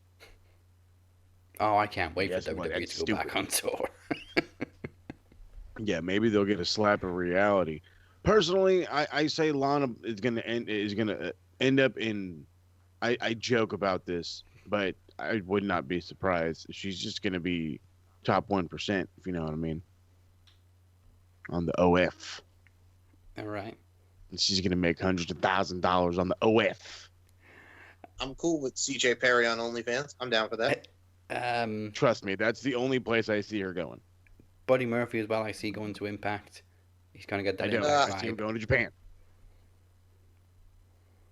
Go ahead. Well, he would be great in the X division. Put him. Oh my god, like he was when he was a cruiserweight champion. Put him in the X division. But say you guys know Impact better than me, so. Yeah, I mean, I can see him in that kind of Matt Cardona, Brian Myers boat. But way more talented. Yeah. no disrespect to Brian Myers and Matt Yeah, no Cardona, but disrespect. Buddy Murphy's in a league of his own compared He to really them two. is. Like he was known as the Kenny Omega of WWE. Mm-hmm. Definitely of the But I don't cruiserweight know. division. There you go. I will not be salty about that disrespect to Long Island's greatest and Kurt Hawkins and Samurai Brian Myers. Kurt Hawkins. I will let that slide because Buddy Murphy is the shiznit. He is wrestling's best kept secret. So let that secret out, man. You know, my baby's got a secret. Madonna, take it back to '94 bedtime stories. Let him tell that bedtime story in Impact, man. Mm-hmm. I don't know. I say he should be in the G1. You want to see him in the G1? I want to see Buddy Murphy in the G1. I want to see Buddy Murphy and Aleister Black in the G1. I can actually see him in Ring of Honor too. That's fine. Aleister Black, I predicted would go to Ring of Honor because he's very indie in his background. Like, Oh yeah, Tommy End. yeah, Yep. God, I fucking loved Tommy End. Tommy End was a staple in not necessarily Ring of Honor, but more PWG. Yeah. Every time I turn around, this motherfucker's in goddamn PWG working with. ooh, there's Excalibur. Blackson. There you go. Well, we covered everybody that got released. Okay, fast and loose. Next topic. On NXT, Karrion Kross has demanded to face all 4 potential challengers after the return of Adam Cole, baby. What a madman. You crazy fucker. Okay. It was great to see Adam Cole back. He cut a great promo. He said my favorite line of like the past month or so. They give you all this smoke and lights and a hot chick to make you look special. You know what they do to make Adam Cole look special? They ring the friggin' bell. Yeah, I love that line. That was a badass line. I don't want commenting on people's physiques, but I think Adam Cole's gone even skinnier. Yeah, he leaned up. He's very, very lean. They are on a health and eating regimen over there in the doctor's house. Well, I can imagine he's been burning a few calories with Britt Baker celebrating this past weekend. Oh no, hey, I'm sure more than a few. He probably walked into work a little dehydrated. You know what I mean? Yeah. So I'm actually looking forward to this 5-way at In Your House because I've been praying for something fresh in the NXT title picture for a while, and even though all these guys have been chasing the NXT title for a while, at least it's not another rematch. Like we've had enough of Kross and Balor. Has Kross faced Adam Cole before 1-on-1? No. Okay, well that would have been fresh, but I mean no problem. We'll see. We'll probably see them 1-on-1 further down the line, maybe SummerSlam weekend. Because I don't expect Kross to lose the title in your house. No. It would be stupid if he demanded this match and then lost the title. Yeah, I think this is another proving ground and another staple for one Karrion Kross to, let that bell toll, man. TikTok. Yeah. And I know you're going to like this, Mike, also in NXT, Drake Maverick stepping up to Skid Mark Row. Oh, thank God, man. Let me tell you something about fought Drake you now. Maverick. He's out there with he's ready to whoop some swerve ass. And friggin' Kelly Day comes out and helps him. Hey, you mess with him, you're messing with me. And then they friggin' just go at it in the parking lot, and then they're in the ring. Oh, I enjoyed it. I love how he's trying to yell over Killian's shoulder and Dane's just pushing him back.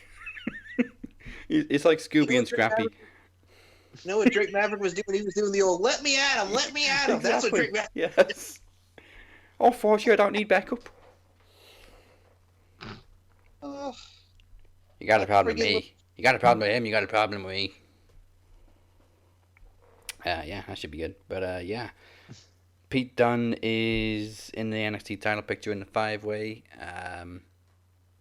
We got... Who else is in it, man? Balor. Gargano. Where did Gargano come from all of a sudden? I know he was in a triple threat, but why is he back in the NXT title picture all of a sudden? Because he lost the North American title.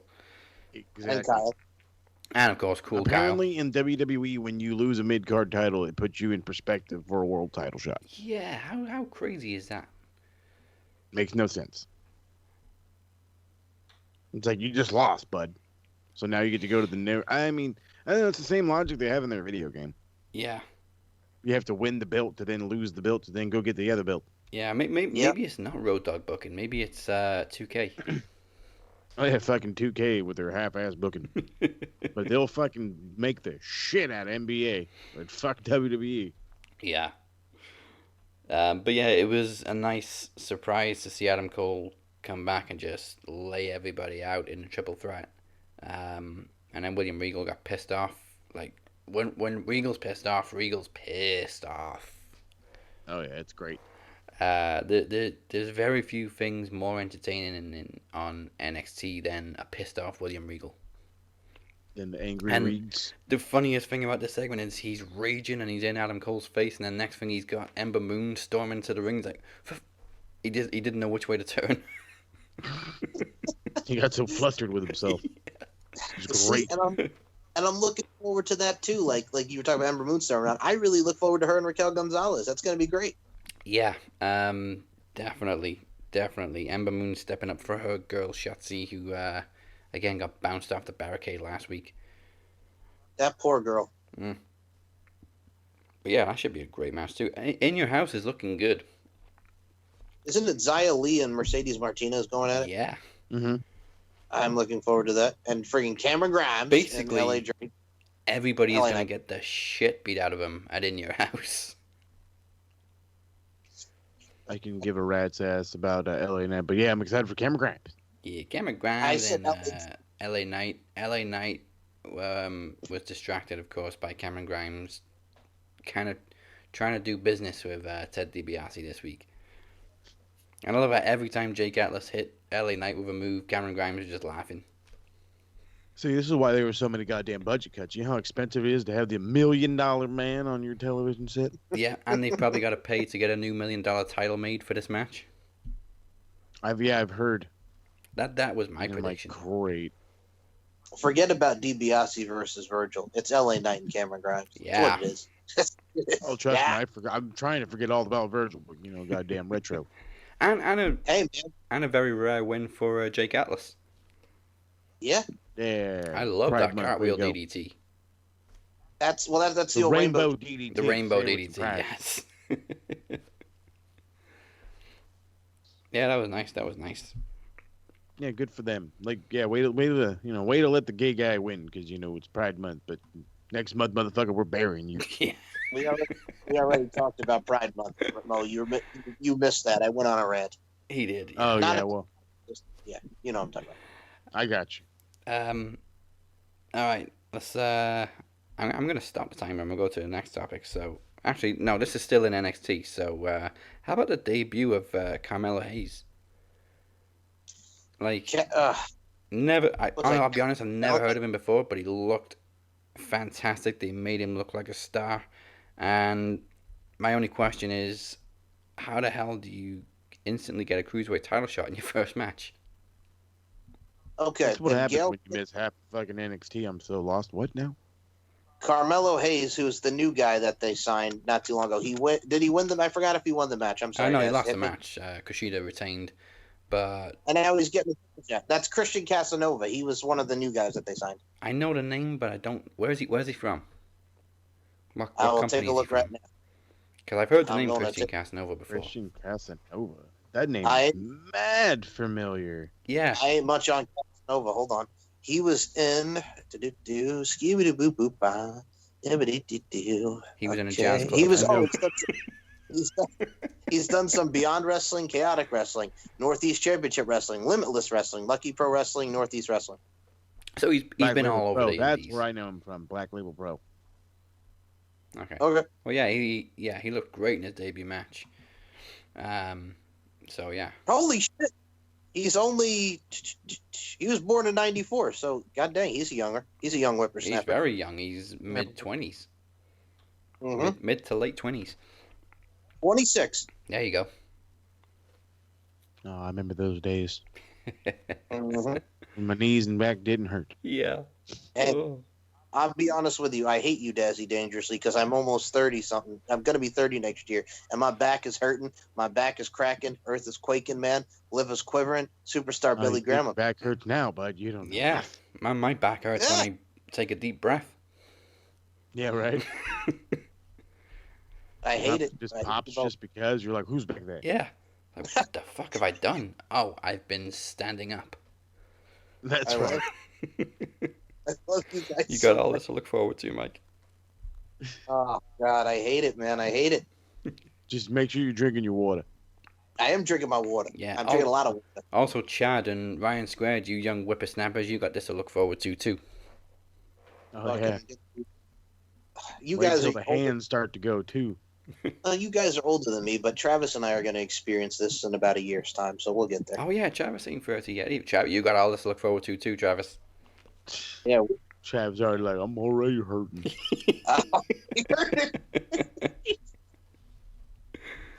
All right. I'm gonna start the timer there.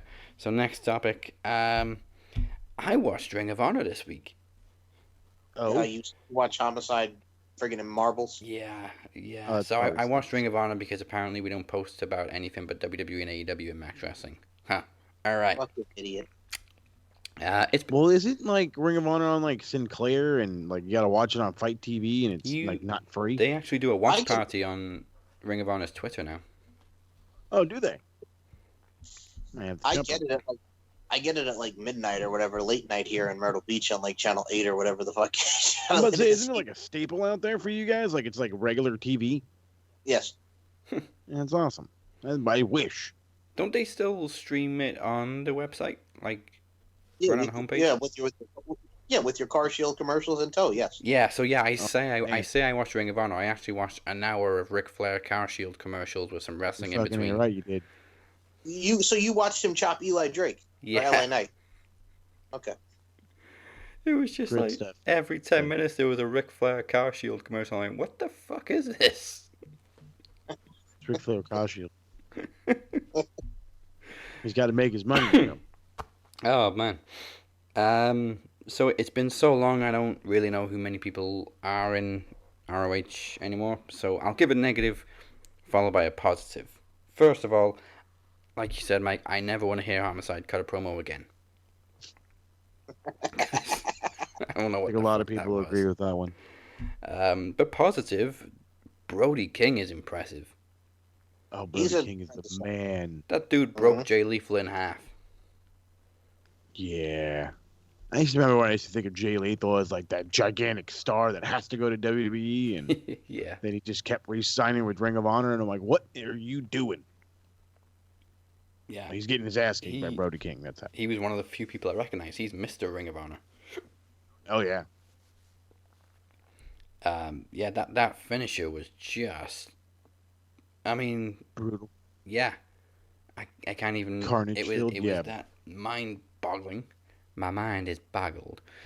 That's that Brody King way. That's that Santino Bros Wrestling Academy. Shout out to Santino Bros. Yeah, so he's against Jay Lethal.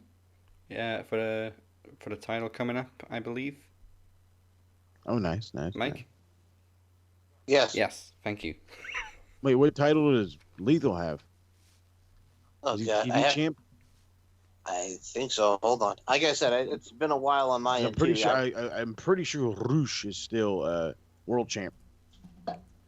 Fucking Moses Marquez rolling his goddamn R's. Hold on. That's right, my guy. Yeah, we were You gotta just say his talking name about right. that. Roosh. Yeah, say it. Was waiting for that. So the TV champ. Oh no, the world champ is Roosh. Yeah. The tag champs are Titus and Tracy Williams. The world television champ is Tony Deppen. The world six-man tag is Shane Taylor Promotions. Jonathan Gresham's the pure champion. Yeah, it's not a title match. It was They're just one-on-one. sitting there fighting. They just fighting at I like best in the world. Do it. You see, this It is would- how out of the loop I am with Ring of Honor. I'm forgetting stuff already. It'll come to me. I was kind Cardi of like this and when I got back into Impact last year, so we'll see. Well, we'll see how Ring of Honor does next week. So Well, long, we're so gonna long get as the women's Homicide doesn't cut another promo. Well, we're getting the women's title tournament soon, so we're gonna finally have a new Women of Honor world champion. Nice. What happened to the Women of Honor title? Kelly Klein. Oh, they haven't done anything That's- since then? No. Jeez. Yeah, it's been a while. Here, But then let you me also go got to to, understand that they didn't run for a while. Oh, yeah, of during the course. pandemic. let me see when the last time the world. I'll go. All right, let me go to the Well, women. when was the women's Kelly? title. When did Kelly Klein leave? So she won it on October 12th, 2019, and the Mhm. date retired January 1st, 2020 for the Women of Honor World title. Yeah, so it's been almost a year. Well, it has been a year and a half since they've had a Women of Honor champion. Damn. Wow. So they're replacing the Women of Honor World title with the ROH Women's World Championship. Oh, Makes sense. yeah, but that's what everybody else has. they were original with Women of Honor. Okay, so here's the title history of the Women of Honor title.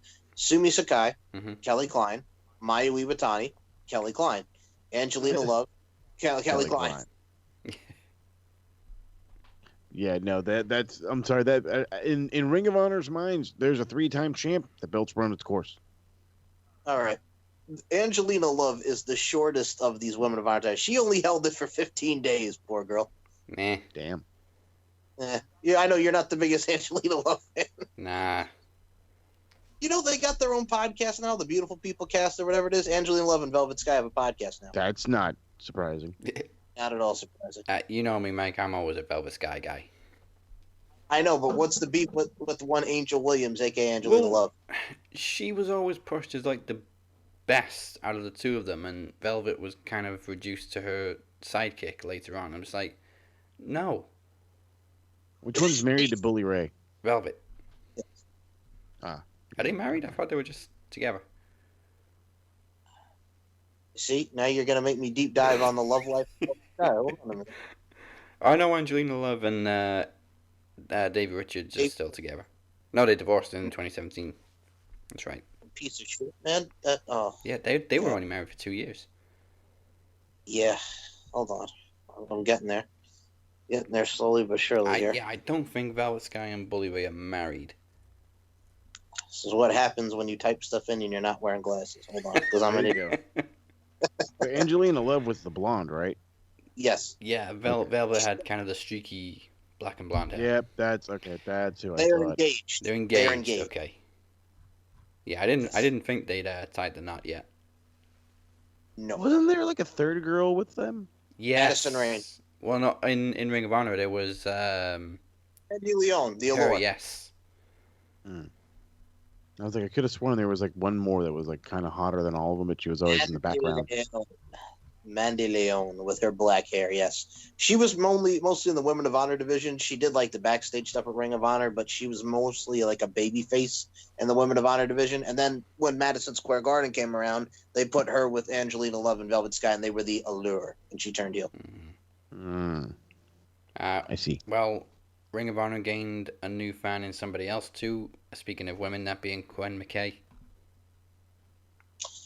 Yo, Show me some more interviews, please. First and foremost, beautiful girl. A lot of people don't even realize how good of a wrestler she is, and we're finding that out now. It's such a crime how good she is. I didn't even know she was a wrestler. She was a wrestler, man, and I believe she still is a wrestler. I got to see all right, she was Kelly Verbal. She was a wrestler too before as Quinn McCord. Yeah, hold on, give me 2 seconds. So she is a wrestler. I'm trying to figure out. No, this is gonna bug me because I remember she did other work. Yeah, hold on, wait, no, there it goes. Yeah, she did some outside work before Ring of Honor. She did like all the indies, but like ECWA, she was good. She was really good. Like a lot of Chicago AAW. That's a Chicago promotion. So yeah. She's done it for the couple of years that she's been in the business. She's actually very, very good, and she plays the role very well. And yes, she is mighty fine. Yeah, Roses really do. She's great as an interviewer. Very bubbly. Asks all the direct questions. I like it. First and foremost, you're not looking at her for her interviewing abilities there. Straight up. Straight up. Straight up. Straight up. I'm impressed by her interview skills. Okay. Yeah. Because you see a lot, there's so many women that are now backstage interviewers in wrestling. They randomly pop up and you've never seen them before, and some of them are okay, some of them absolutely suck. And then you've got the few like Quinn McKay who are great at a job, and also Impact have nailed it too. Yes, the girl that's there. Oh God, I'm drawing a blank on her name now. Oh, Gia Miller. Gia Miller, yes, dating Ace Austin. That's that punk. The purple hair does it for me, man. He looks like he's going to an emo concert.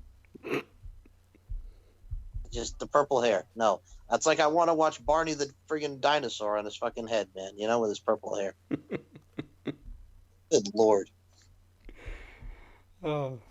That's pretty much all the topics that I had, because obviously we didn't watch WWE. Well, I didn't watch Raw.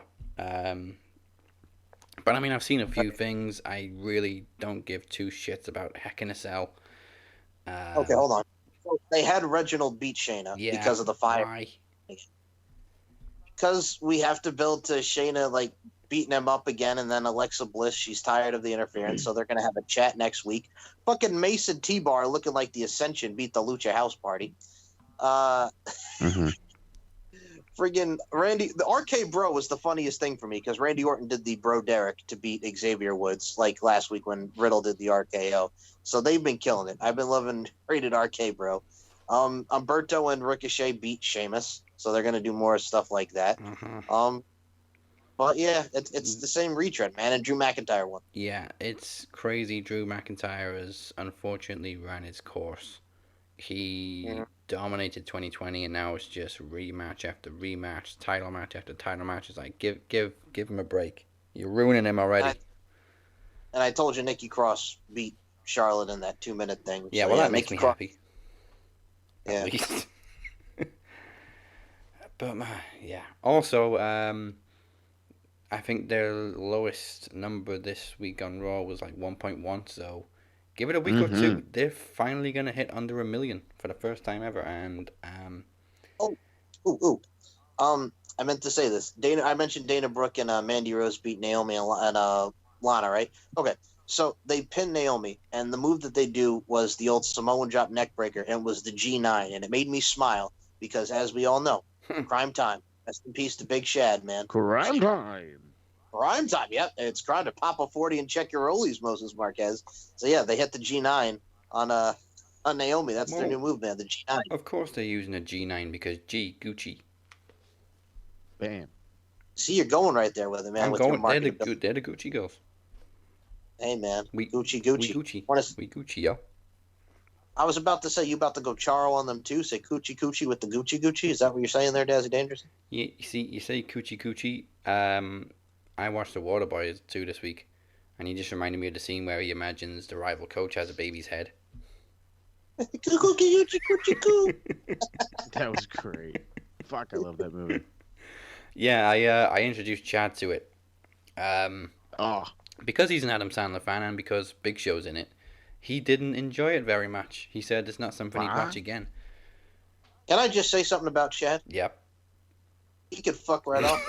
Yeah, come on, pal. It's fucking Waterboy. You serious? He does love Happy Gilmore, though. So I said, how can you love Happy Gilmore and not love The Waterboy? Well, I don't. They're honestly, as a big Adam Sandler fan myself, they're very different.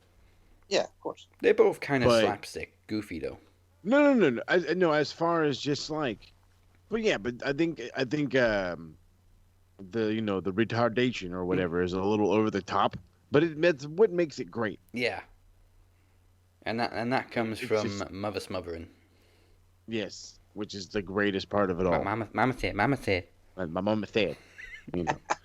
remember when my parents said not to get a tattoo of Roy Orbison, but what Mama doesn't know won't hurt. And then bam, the whitest ass you've ever seen with Roy Orbison. Fuck, I love that movie. God damn. Vicky Valancourt, man, he's taking the test. Want me to kill them? Yes. Oh, bro, we all need a Vicky Valancourt in our life, okay? Yeah, we do. I don't get this generation. I appreciate what you tell me right now. Goddamn, Chad, you're killing me. So wait, you're trying to tell me that Chad doesn't like 8 Crazy Nights either? No, probably not. I gotta say something about 8 Crazy Nights. Poopsicle. Diddy bum bum bum diddy bum. There's not very many Adam Sandler movies that I don't like. Okay, Jack and Jill. Oh. Yeah. No, okay. Yeah. There you go. Yeah, they're like hit the nail on the head right there. The more modern ones, I only really like Grown Ups. Yeah, both. Hubie Halloween was good too, and actually that's where it came from because I told him watch Hubie Halloween because it's like imagine the Waterboy grown up as like in this small little town. He's like, "What's Waterboy?" It was pretty alright. Whoa. Oh, all right. And then Lost Gems was great. All right, what about That's My Boy with Andy Samberg? Again, one of his. I have a love-hate relationship with it. What? Oh, okay, Tony Orlando, knock 3 times on the ceiling if you want me. Friggin' just being, they're getting pampered at the friggin' thing for the bachelor party, and he wants to go to the strip club, and he friggin' just yells out, "We gon' get our dick sucked," and it's friggin' Tony Orlando, and it's hilarious. I love the way Mike puts it.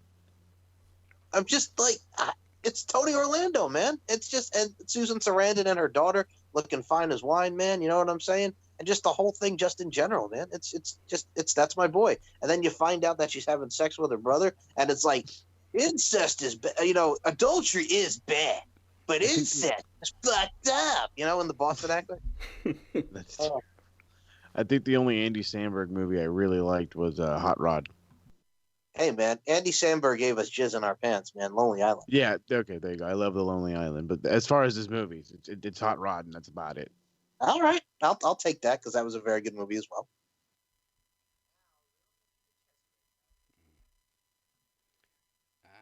People may be wondering why we're talking so much about Adam Sandler. He's been mentioned quite a lot on Max Wrestling. He has. He was the inspiration for You Gotta Respect Cable.com, and you know why? It's because of this. Why? And now, little Nicky DeCesare tells his grandfather and his grandfather's friends at the social club about his first day of school. Hey, everybody. Nicky had his first day of school today. How you doing, Nicky? Okay, Grandpa. Hey, Nicky, tell us about your first day of school. School good. We do finger painting.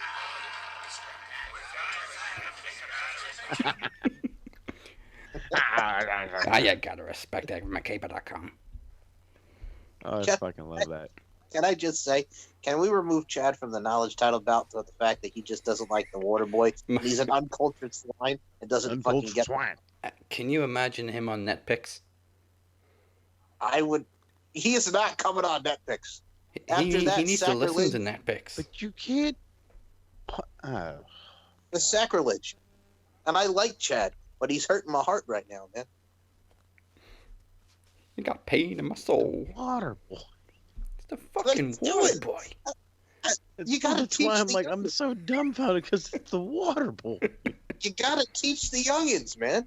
Like, you're trying to tell me that one of the most fucking shown movies all over television on a daily basis for the last, I swear to God, 10, 12 years, this fucking kid don't like it? No, maybe over there. Over here, the most shown movie is easily Hot Fuzz. Oh, I fucking love Or Jaws. Nah, fuck Jaws. Give me Shaun of the Dead and Hot Fuzz any day. Jaws? Why are you hating on Jaws, man? The original Jaws was great. I'm not hating on it. I just, you give me Hot Fuzz. It gets shown like too Hot much. Fuzz. And this is somebody who watches Jaws at least twice a year. Since he was 4. Well, you're insane, so. Yeah, I got a shark tattoo. I like sharks. Anyway.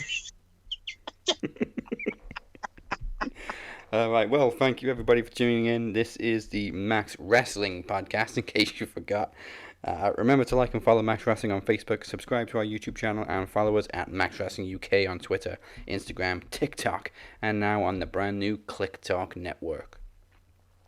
Yeah. You can enjoy Max Wrestling along with NetPicks, Open Road, Smart Mark Radio, On the Mic with Mike, Ryan Squared, Bold Rivals, Wrestling Millionaire, and so much more to come on KTN. Go to clicktalknetwork.weebly.com and also go check us out at maxwrestling.net.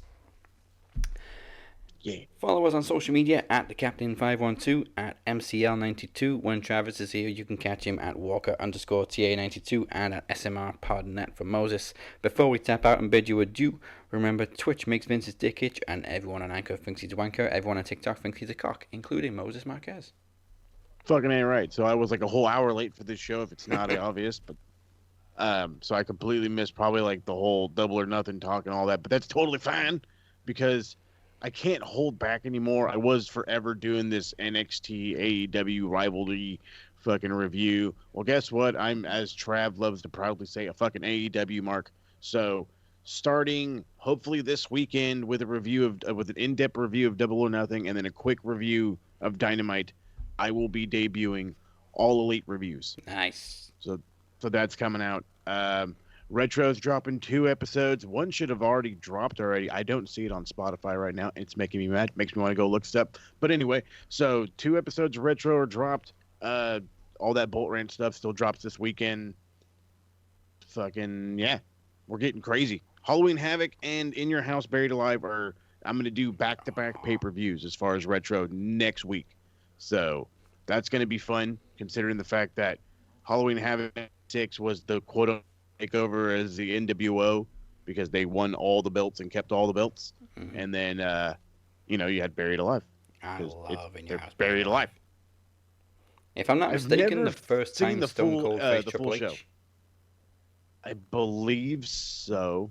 Like I said, I haven't seen the full show. I've only ever seen just the Buried Alive match. So that's why I love doing the retro things, because it's like I've seen matches, but I've never seen the full like pay-per-view. And I think right now, like, the card is completely, no, that's not true. The card's not completely empty. It's going to be Sid and Vader. That's the co-main event. And then it's the Buried Alive match. Yeah. Good stuff. All right. And Mike, who you been talking to? Well, I just looked on my Cass Bizox to see if the retro thing was on. Thank you. I just see Bolt Rant, so I looked at your. Damn it. Yeah, I don't see anything yet, Mo. God damn you, Anchor. Fuck it.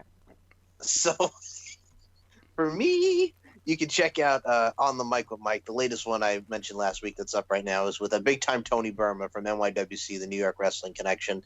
The only thing really that's really new for me right now is the latest edition of the LFC podcast, Beauty, Strength, and Dominance, 3 key elements that make women the work of art that they are. Episode 99 features Mia Annabella.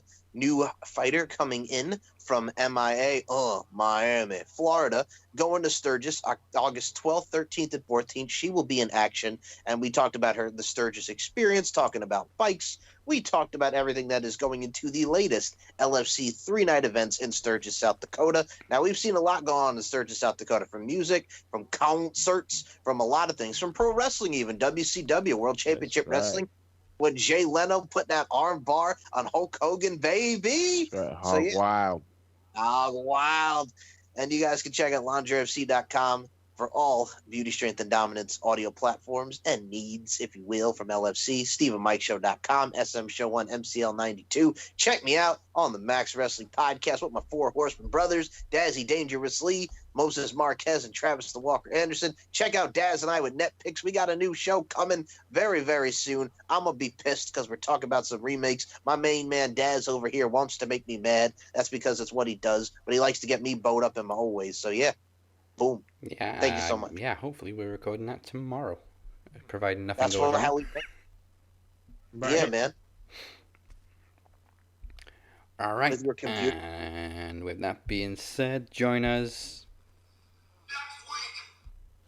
next week. It's double prediction week with Impact Wrestling's Against All Odds, followed by NXT TakeOver in Your House. So we may not even have time for other topics next week. It's just going to be double predictions. Speaking of predictions, of course, congratulations to AJ Sparks, first time champ. Was it? It wasn't Backlash. It was Double or Nothing. Yeah, obviously. He was one match shy of a clean sweep, but congratulations, AJ, and welcome to the winner's circle. And this was episode 325. We will catch your ass down the open road, and that's the bottom line. Goodbye. Mwah. And good night. Bang. Goddamn Chad, man. Goddamn Chad. Ah, you gotta respect both predictions. 19 days, you bird fucker. You better double tie them shoes because I'm taking them. There it is.